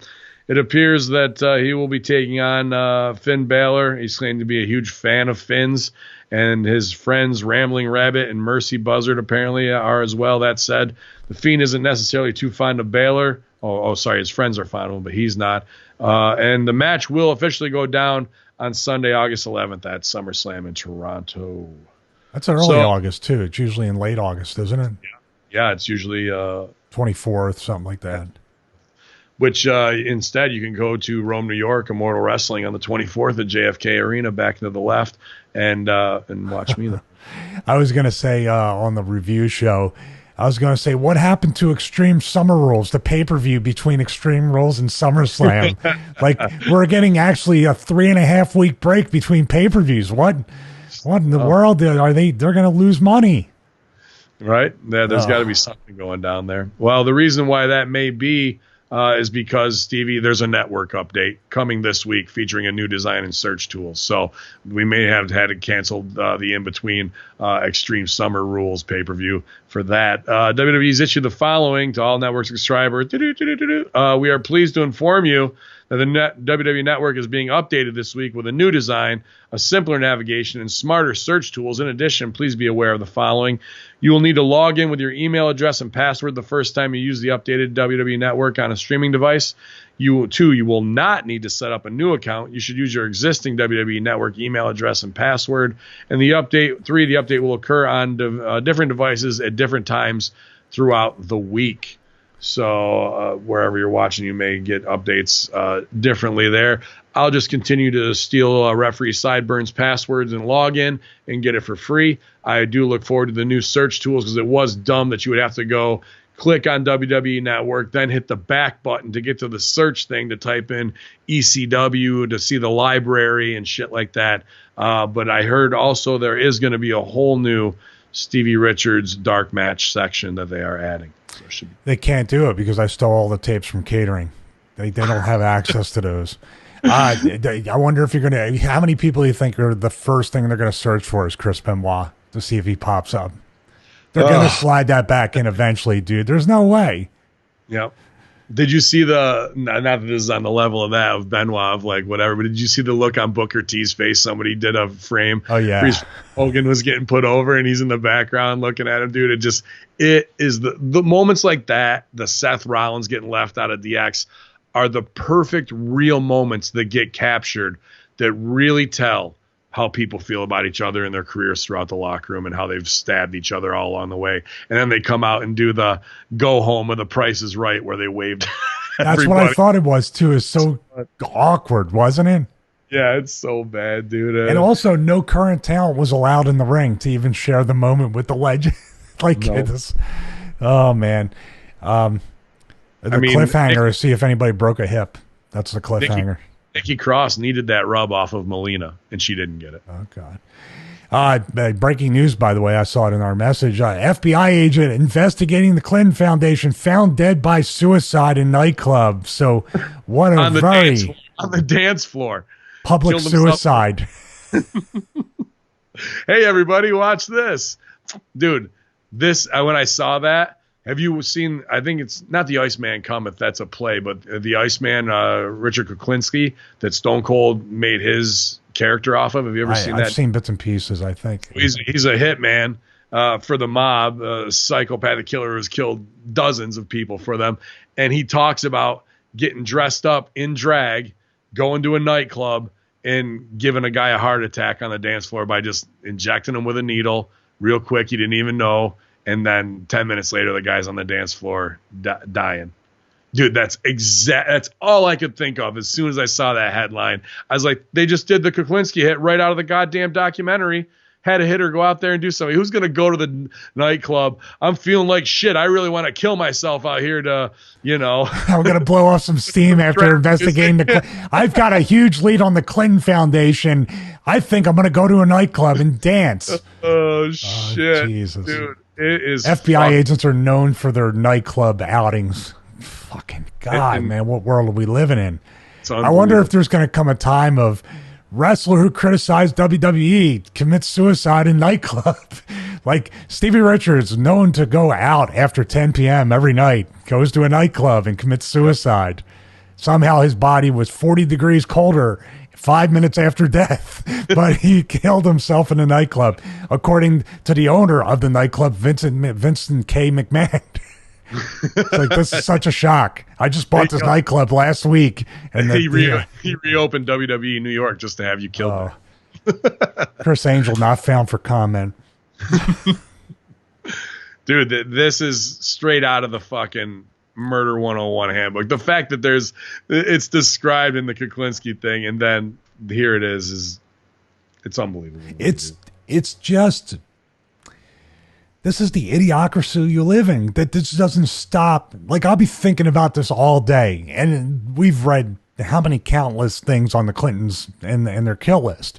It still hits me where all day it's like, how does nobody see this shit as fucking, like, who's not a wrestler? And we have other wrestlers that know all the lies, that know, and this is the problem with the shows, by the way, that know the lies, that know the backstabbing, that know the looks that you're talking about, where the true moments come through, where you know you're around scumbags and liars and carnies. But there's still wrestlers out there to turn around when we put this in their face and go, I can't believe that. I can't believe that a government, which is basically akin to a wrestling promoter, would ever lie to me and just do things for money and even kill people to keep their money and power. Speaking of, how about all the new bones found in the Vatican? Unbelievable. They were looking for that girl. I don't want to hear that. So that Stevie, as you see, they were looking for a girl at the Vatican that got murdered. What's that? It's like, now imagine me, you lay all that out, you're on the same page with the Clinton stuff, and then I'm like, Stevie, become an atheist. Nah, I don't want to hear that. Shit.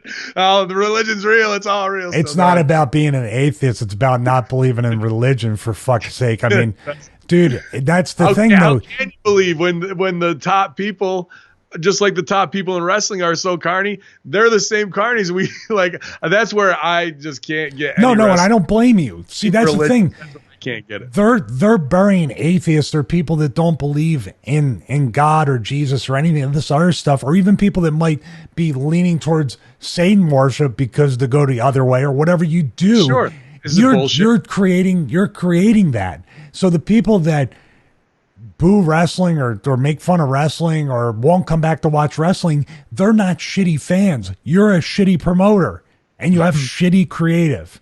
Yeah. So the Vatican, it's like, man, and what luck. Like, hey, we're looking for one dead kid. Holy shit, there's 75 of them. My God. Yeah, just happened to find him, and then like, what? How'd they get in there? Investigator, FBI investigator, found dead in Italian nightclub, commits suicide. Dude, I love this shit. I love them falling down. Not that I love, hey, 75 people's bodies were found in the Vatican.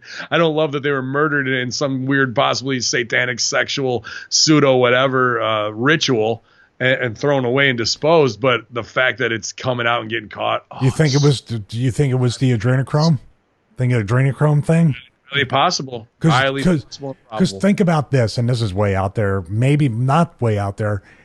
Do you think, because talk about sex trafficking, talk about child sex trafficking, just talk about plain child trafficking, the Vatican has been accused of being involved in that, because where do you have kids going through church, altar boys, all this other stuff, Catholic schools, Africa, whatever, Haiti, missionary stuff, Who's to say that they're not running? They could be running regular drugs too, but who's to say they're not running adrenochrome for the people, the elite of the world? Because they could transport it any way they want, and they have their own sovereign nation where they could have a fucking meth lab right there at Vatican Square, and nobody can arrest them because it's their nation. They got their own military and police force. Yeah. I love it though. I love watching them fall, man. I can't believe it. I want to talk about Seth Rollins and the click hug, and you guys are talking about stuff that doesn't matter in the world, like 75 dead children at the Vatican. Yeah, that's the real world. Sorry, go fucking watch YouTube to see the AEW promo. Charlotte Flair and Trish Stratus to face off at SummerSlam. Vatican special guest referee. To see who is the best superstar of all time is, you know, they call and say, I'm the sole woman responsible for the women's revolution and da-da-da. So I think that'll be a good match. Hopefully they get some time together. Oh, I want to ask them something. So they're taking credit for the Charlie spot. The dance spot that oh yeah they're solely the ones they set that up with the pimp. That's still, man, I feel so bad for that girl. Oh, by the way, really quickly, you're not going to see it. I'm going to put it up in the Greg Mosier actually as part of his conspiracy, kind of like what's the word I'm looking for? It's just all the conspiracy things. Has the heart stopper gun. Nice. I like that. Yeah, I'm putting it up there. So you'll see it in the chat. That might work actually for my cover tattoo, bro. Looks good, man. Looks good. Yeah, I feel bad for the girl because this girl it should have been given this is what I should have seen on Raw and SmackDown. Like, hey, look at Charlie hosting ESPN First Take. Look at one of our talents just kicking ass and going mainstream and doing all this stuff. Kind of like when Rock makes movies or Austin or whoever else. Why not be proud of that? You wouldn't even know she was on First Take unless she fucking unless you watch First Take. See, that's very weird about the ESPN WWE dynamic, that they'll have people on interviewing them or doing whatever, but they won't feature their. See, it's almost like we want you to do good, but we don't want to show people you can do good outside of WWE. Yeah, we made you. You weren't made and came to us. No, we made you. She's too good for that place, man. Well, I'll see with whatever they got going on with Fox. Renee Young is getting her own sit-down show, which is one thing I didn't mention on the Dam spot, the Farouk Dam spot with Jimmy Hart with the megaphone, which they ratcheted up. I popped for it. She laughs right after he goes, damn, and like kills the beat, kills the applause break from the crowd. The fact that she does that, just so piss poor pathetic at your job. I can't believe that the fact that she's still on mic makes me go back to Russo conspiracy that AEW completely is owned by WWE, because there's no one who can do, well, I wouldn't say no one, because Michael Cole does a terrible job too, and he's been there forever. I just cannot believe that. If I was Farouk after that and I watched it back, I would put heat on her next time I saw that. It's the crowd's job to laugh, not the commentators. Not her. And the exact comedic timing, beat, and moment where there should be silence. What do I hear? Her stupid ass pop for it. Unbelievable. Shouldn't even be in the industry if that's what you're going to do. You're bitter. Oh, dude. Yes. I can't believe you stooged off to Fox. You're sad and pathetic. Well, they must have done something, because top WWE executives sell company stock. Several key WWE execs filed with U.S. Securities and Exchange Commission on July 22nd to sell the following amounts of WWE stock. CEO Vince McMahon sold 12,627 shares at $70.23 a share and has 69,113 remaining. Dude, that's a lot gone. Remember when he sold 120,000 shares for the big pay? 277 million or 272 or something, right? Yeah. WWE co-president George Barrios sold 64,497,000 shares, as well as 63,758,000 more shares at $69.98, and 10,920 shares at $70.54. He has 143,000 shares remaining, roughly. So, dude, he moved half of his shares, because that adds up to about the same. He dumped almost half of his shit. I don't know the way it's looked at now, but at least what I've assumed throughout the years is when you see people selling stock, like 50% of your stock or something, or you keep seeing them sell off stock, they're either leaving the company or it's the rats jumping off the ship. They know something's happening before you do, which is the definition of insider trading. Dude, this whole publicly traded company thing is a scam within itself. Now I know George Barrios, probably other people, they're probably selling off stock, but they can't sell it all off because some of it has to be vested over time, right? Like if you join a company, you have to 3 to 5 years, or I know that rolls over on Apple when somebody comes and then if they want to stay, they're going to say, okay, we're going to give you this much stock. It's going to vet. You got to stay 3 to 5 years if you want it to fully vest before you cash it in. But then most people at companies like that go, well, holy shit, the stock keeps going up. It keeps, I'm going to keep it. Or if we're going to redo our deal, you're going to make me vest more. Maybe I need to buy a house. I'll sell 10,000 shares or whatever. I can pay cash for the house and I'm done. This is fucking like George Barrios, even now, like 100,000 shares or so. What was it? Yeah, 140 left. Dunn sold 70,000. He's got 150,000 remaining. Mark Kowal sold 4,000 and has 14,000 remaining, and Triple Game sold 17.5 and has 164,000 remaining. But what are they investing in? This is weird because these are millions of dollars, and this is as far as Kevin Dunn, as far as Vince, as far as Hunter and Stephanie, I guess whoever else. This is probably the 5th or 6th round of selling off stock, isn't it? Definitely the 3rd or 4th. Should the SEC look at that too and say, well, what's the intervals? When are you selling the stock? Like when are you selling it? And what they're selling it? Do they sell it right before or after the conference call? Right. The quarterly. So right now we're in Q3. We just started Q3 in July, August, September, October, November, December. So if they're selling off now, what does that mean insider trading information wise? At the end of Q3, they expect to report shit numbers and the price of the stock to drop more. Which is exactly what happened. Yeah. They're selling at 70. The last time they did it, it was at 100 and they sold. And now they've dropped and they know it's coming. And if nobody holds their feet to if stock price drops, let's say $10 by the end of this quarter before they go to launch in October, and things don't hit, and then stock really corrects itself. I don't know how they got it inflated so much in such a short amount of time to go from $22 to $100. There's something happened there where they had that's like iPhone launch type, ballooning up.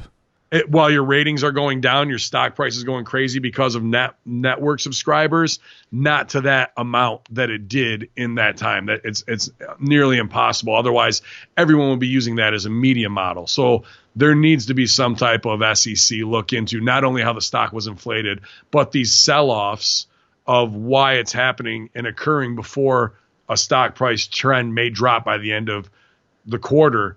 And these are your top brass. Now, the other part of that equation is, and I like this story that Killen put these in there, and it's just probably copy paste from the Securities and Exchange Commission.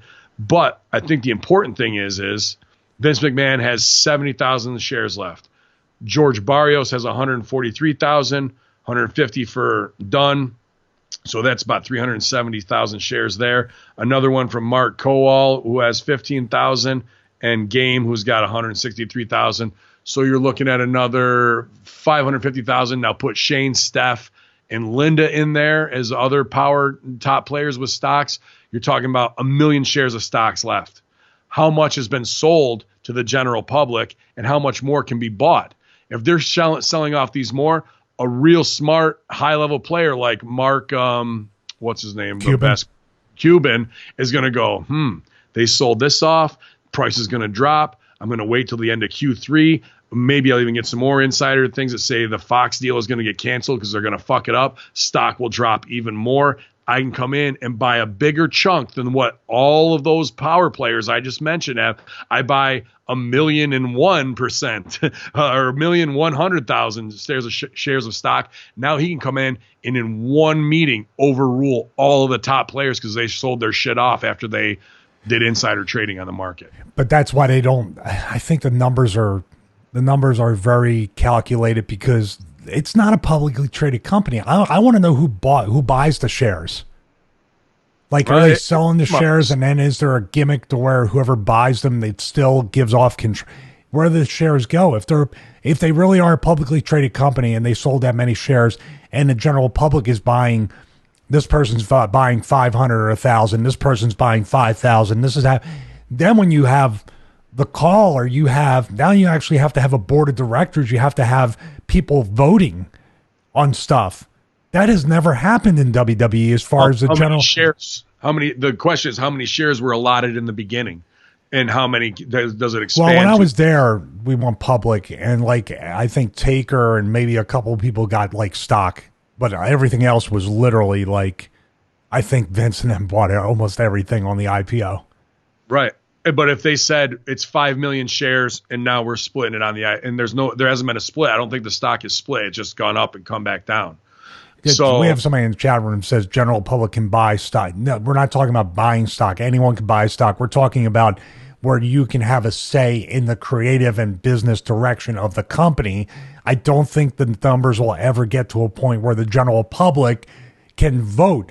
If you buy a stock with WWE, I'm interested because I get voting correspondence on all the stocks I own to vote on. Right. Now, mostly never, but anybody ever. But I do look at it to see, especially the stuff I own that I own a pretty good chunk of in my little world, not theirs.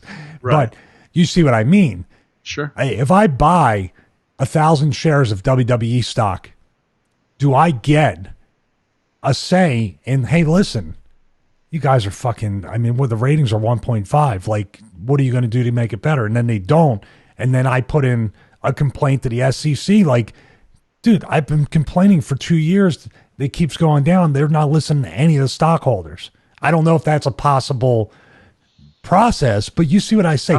If anybody owned any other large amount of stock outside of the inner circle, they'd be calling for their fucking heads right now. Yeah. And that's interesting because if they really wanted to set this up, Wolf of Wall Street wise, you just don't have Cuban buy it all in one block, but he's got enough investments where he can snatch up small pieces. Like the end of Batman Begins. Yeah, it's all going to be under his umbrella, dude.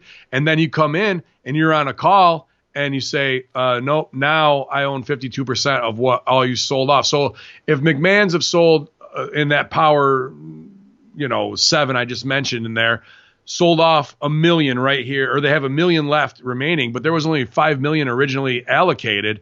Plus we've seen 3 other sell-offs. Boy, you could step up, take a 20-30% cut. And because each of them have diversified so much now, you could be the power player and the power holder. It's going to take millions upon millions to do, but they can't move the shell game and say, oh no, there's 10 million in stock, so we still retain control. I just gave myself more stock because I'm the CEO. It don't work like that, Action Jackson. So there is an opportunity. And I just say Mark Cuban, who's really should fucking do it? Saudis, Bin Salman. He could come in and fucking take it like that. Who's to say they didn't buy it this time and haven't been buying it? Yep. You don't know. Oh, by the way, maybe we should call Mark Cuban.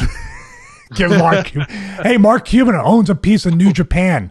Would that be interesting if he says, I got New Japan and I can get in there and I got access to, you know what? I can shake it up and now New Japan can start an invasion on WWE if I buy. I mean, just think about that. That would be pretty interesting. Then I got the Japan market. I got the American market. Now New Japan's coming to America. What you're saying could be a slow burn because they just did G1 in Dallas in his arena. They're doing G1 out on the West Coast. They're doing all these little pockets. It could be a test run to see, how's this going to work with me running in America? And that could be. I mean, you could be predicting the future. It's interesting because once we follow the money that way and forget about bullshit creative or wrong psychology, which means a lot to us as performers when you're talking about actually criminal activity in public and follow the money. Boy, this is interesting. And especially these sell-offs. Like, what do you need more for? What do you need more liquid capital for? That's interesting to me of why they're doing it. What are those answers? And our final copy read today, something positive, somebody I like, got to see a lot of. Beth Phoenix to be inducted into George Tragos Luthez Professional Wrestling Hall of Fame. It's been announced this week. WWE Hall of Famer Beth Phoenix will be getting another major honor this weekend as she is inducted into another Hall of Fame, and she'll be the first female inducted into that Luthez Hall of Fame. Class of 2019 is a star-studded one. Features Bruno Sammartino, Thunderbolt Patterson, Sergeant Slaughter, Brian Shields, and UFC's Daniel Cormier is getting in for the Tragos Award. The ceremony will be at the 5 Sullivan Brothers Convention Center in Waterloo, Iowa on Saturday, July 27th. Phoenix stated that she was honored to get inducted this week and added that she hopes it opens the door for more women to receive the honor in the future. She says at the Beth Phoenix, a.k.a. Beth Copeland. Thank you. I'm honored and excited to see so many friends and celebrate wrestling. Let's open the doors for more girls, women to participate by sanctioning women's wrestling in every state in the U.S. Women's wrestling isn't sanctioned in every state? That's interesting. But congratulations to Beth. I don't know, man. I always feel conflicted about not the Hall of Fame thing when you're inducted at our age. You know what I mean? Somebody in our thing. I don't know and I'm not trying to shit on what she's accomplished or anything like that. That's always just a weird thing to me to have somebody in their late 30s and 40s who, even though she's injured and doing their mom thing and can still probably outwork everybody on the WWE roster. I was so fortunate to be cutting my teeth at OVW in 2006 and 2007 when she was awesome to me. And I got to see, dude, her versus Serena, her versus ODB, just some awesome, great technical women's matches long before it was popular on WWE TV. So, and a lot of other girls I'm forgetting in there as well, but those ones really stuck out to me. The Mickie James and Beth stuff, like I say, is a watered down version of what they both could accomplish. I never really not liked Beth's WWE run. I was pumped to see her on TV. Mm-hmm. I just thought she should be getting the value that Charlotte Flair is getting now. She should have been at that, taking a pay-per-view main event at WrestleMania. That's how good her wrestling and strength was, I thought. Well, now, I mean, they're going to bring her back probably. Is she injured? She can't work now? Well, I think I don't know if it was her neck or a nerve thing in her shoulder, but that's why she retired, and then went and had the family. But X amount of time on, the shelf, and she could come back and carry matches. I don't know about being on the road full time. They're going to need her. I mean, that's why they're bringing Trish back, right? For summer. I mean, it's Toronto, but who knows? I wonder if secretly they keep her there because they want to still bring back Edge from time to time too. Keep them both in their good graces. How about the Heat? What's that? The Heat with Seki, with Beth and Seth. There was some shit about, remember when they got into it online and Edge started shooting on him, like for real, bang, bang? Like, I'm sure somebody's like, yeah, pal, I like that. Let's get that for Toronto. What's the payoff? Yeah, right. Well, we know for sure that Seth can't overhead press Edge or Beth or Becky. And for some reason, too, if Edge runs, he'll never be able to catch him because obviously there's no cardio equipment in this CrossFit box. That's just piss poor, man. Paulie running away like, shuffling, like, you know what I mean? It's like when my cat tries to run away, scurrying away, like a little pooch back and forth, little belly. Scooby-Doo paws. You can't go. Fuck off, right? Man. Like the Russo laid it out on that Paul Heyman run away 1 2 3 4 4 3 2 1, and Paul's gonna run away like a pussy after saying, "Don't you know I have a little stroke right here?" Seth should have come up and grabbed him, and then Paul should have looked him right in the eyes and just said, "You really don't want to do that. That's something that will hurt your career right now." And then everyone would have got it, something high stakes, and he lets go, pets his suit, and we take a step back, and then we see what the stakes are. But would the casual fan know?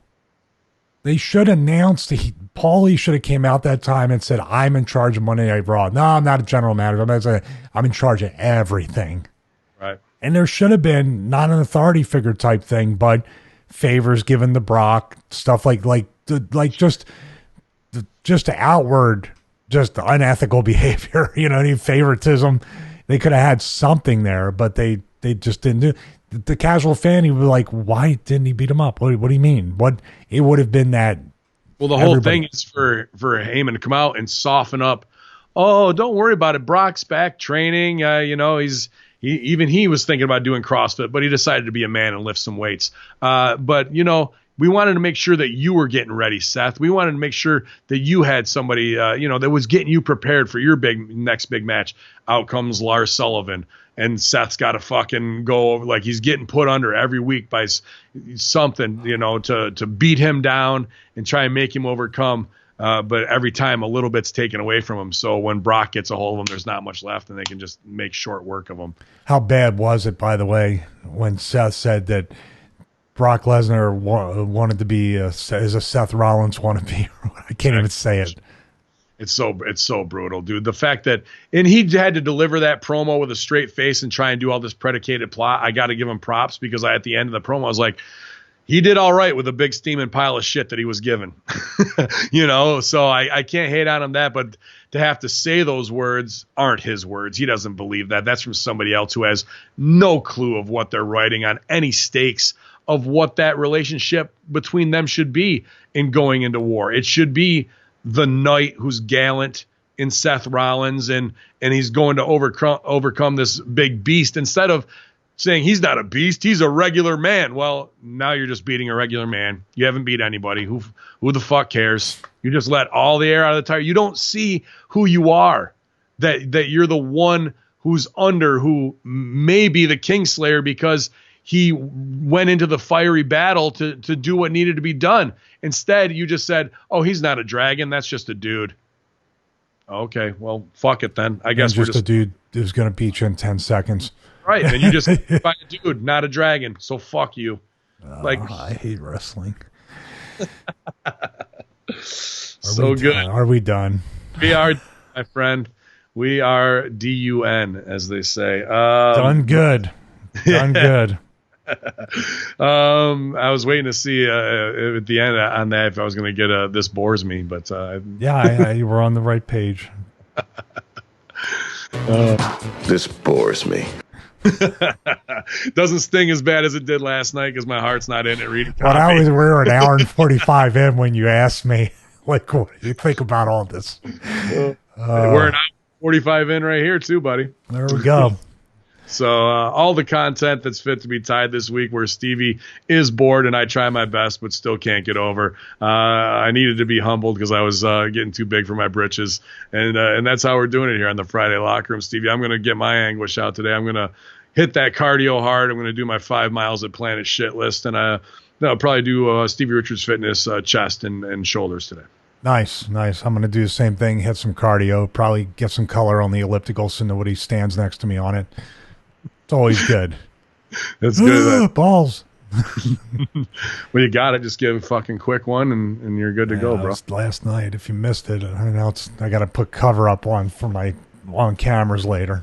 I'm going to actually tweet it to Kofi Kingston and see if he'll call you out on it. What's that? Your zit or whatever, your blood, like you did. That's right. Maybe I got a match at SummerSlam. I forgot about that. Haven't talked to him in a while. I'm just got to help him build his home gym. We'll see. Maybe someone told him not to.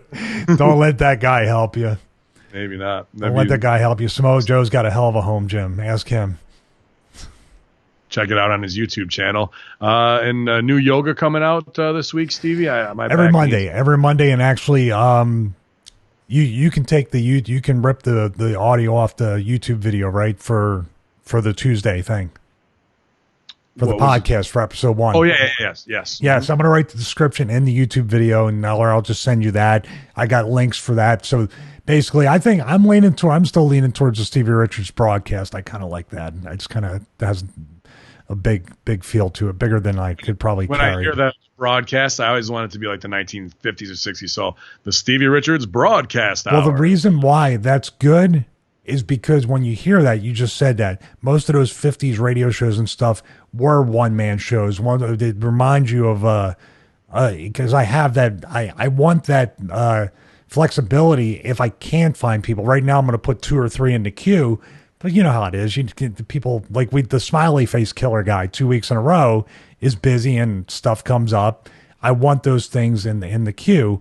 So basically what I want to do is, some will be one-man shows, and if you subscribe to hackerhamin.podbean.com, you have an idea of some of those one-man things. This is going to be extended, where I'm going to try to use the Rodecaster Pro for some pre-recorded breaks and commercials so I can say, hey, we'll be right back. I can mute my thing, turn up the commercial, give myself a couple minutes because my voice goes, then come back, do certain things, play audio clip. I just want to be shit I like talking about and people I like talking to. Absolutely. And it will be pretty much everything but wrestling, but I'm going to have some wrestling people on. I'm going to have like Johnny Swinger on. Cool. And we might talk a little bit about stuff that happened to him that we know in WWE that people just get tossed to the wayside that shouldn't be. But most of it's going to be about him training in his 40s now, how his dieting's changed, how his training's changed, things he likes. And I'm going to try to open his eye, how he never does cardio, and I don't understand that. All those different things. It's unbelievable the way he looks and never does cardio, man. Never. But also I want him to go into some of the stuff about how the business can kind of fuck you over mentally and where he's at right now, and kind of get him to be a little bit honest with, the weight that's still carried. Like, man, I still got to try to get what I can out of the business because it's taken so much from me. I've sacrificed so much, and he's at those crossroads right now. I agree, and that's very powerful testimony is with our Brian Jack interview, and not just for the listeners, but for the guy saying it. It might not be saying it out loud or have the platform to voice it for the first time and come to grips with it outside of the car ride where we're bitching to each other about it. So I hope it breaks the ice with him. I think there's tons of great opportunity for him to produce content and reinvent himself and be reinvigorated creatively and get that feeling of closure, because that's a guy who's been there, seen it, done it all. And, sometimes is forgotten about and absolutely should not be, and has plenty to say and offer in the way of intelligent conversation on many topics.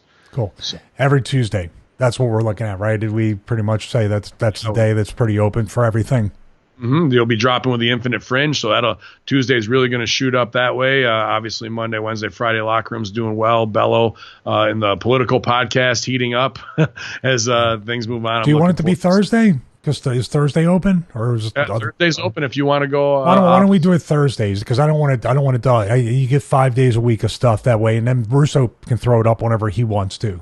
Sure. And I think that I'm going to push for him to put it on the free, because it'd probably be mostly audio, sometimes video.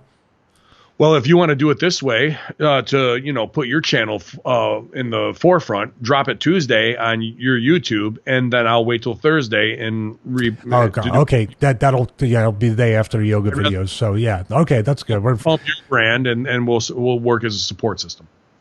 Everything's the same.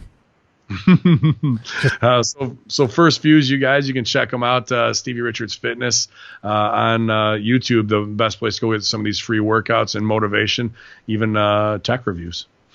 Awesome.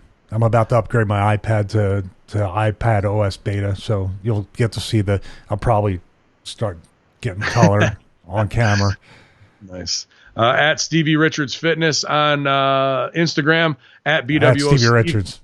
Oh, sorry. At Stevie Richards on Instagram, at BWO Stevie on Twitter, StevieRichardsFitness.com. You guys, for the 12 and 16 week Resistance Band program, all new before and after pictures being featured up there from all the great members of the Hacker Hamin Media Group that have joined and had great results. Myself, Big Ray included, Matt, 12 Gauge Schaefer, and all the great listeners out there, you guys. So do something, it's bikini season now, but that doesn't mean you can't be proactive and motivated. We're here to help you guys. You get put into the chat room and you can update all your progress and get a pat on the back, because I'm out there at Planet Shitlist posting. Actually, I got a video from my 5 miles the other day I forgot to post in there. So trying to get it all going together, you guys, and that's what we do. Stevie does great work promoting all our shows, from Breaking Sal that's up there. I'm probably going to listen to that. The Infinite Fringe, the NFO podcast for all you Star Wars heads. I'll be, like I said, out at Immortal Wrestling on August 24th. Maybe do a show before that. I'm not 100% booked on it yet, but August 24th, Rome, New York, ProWrestlingTees.com. You guys can find us all there. All of our shirts, best way to support. And we're on every platform, as Stevie showed that, from iTunes to Spotify to Podbean, Google Play Music, wherever you guys get your podcasts. Pass them around. And hopefully you're enjoying the Wrestle Talk as much as you enjoy the Truth Talk today. We have to fit it in. Otherwise, we'll just go absolutely mad just talking wrestling copy. That's how we do it, you guys.